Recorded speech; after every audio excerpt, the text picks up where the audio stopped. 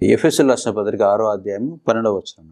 ఏలయనగా మనం పోరాడినది శరీరులతో కాదు, కానీ ప్రధానులతోనూ అధికారులతోనూ ప్రస్తుత అంధకార సంబంధముకు లోకనాథులతోనూ ఆకాశ మండలం అందున్న దురాత్మల సమూహంతోనూ మనం పోరాడుతున్నాం. ఏ ఒక్కడు కూడా మనం ఈజీగా ఎదిరించేంత సింపుల్ పర్సన్ కాదు. అందుచేత మీరు ఆపదినమందు వారిని ఎదిరించుటకు సమస్తమును నెరవేర్చిన వారై నిలబడటకు శక్తిమంతులగునట్లు దేవుడిచ్చు సర్వాంగ కవచమును ధరించుకోండి. దేవుడిచ్చేది, అది నువ్వు సంపాదించుకునేది కాదు.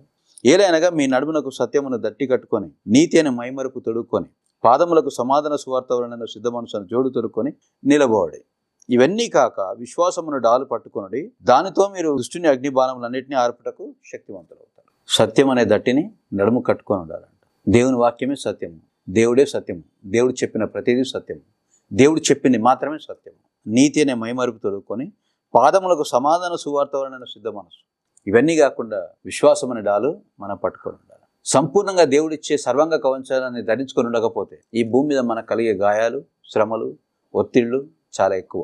కనుక మనకున్న పోరాటం ఎంత భయంకరమైన దాని మీద కాదు మనం దృష్టి పెట్టుకోవాల్సింది. మనం ఎంత ప్రాపర్గా డ్రెస్ అవ్వాలి, ఆత్మీయంగా మనం ఏమేమి ధరించుకొని సిద్ధంగా ఉండాలన్న దాని మీద మనం ఫోకస్ చేయాలి. అప్పుడు ఈ భూమి మీద జీవితం సమాధానకరంగా, క్షేమకరంగా మనం ముగించగలుగుతాం. అలాగే దేవుడిచ్చే ఉద్దేశాన్ని సంపూర్ణంగా నెరవేర్చిన వారమై ఆయన ఎదురుగా మనం నిలబడగలుగుతాం. షాలోమ్.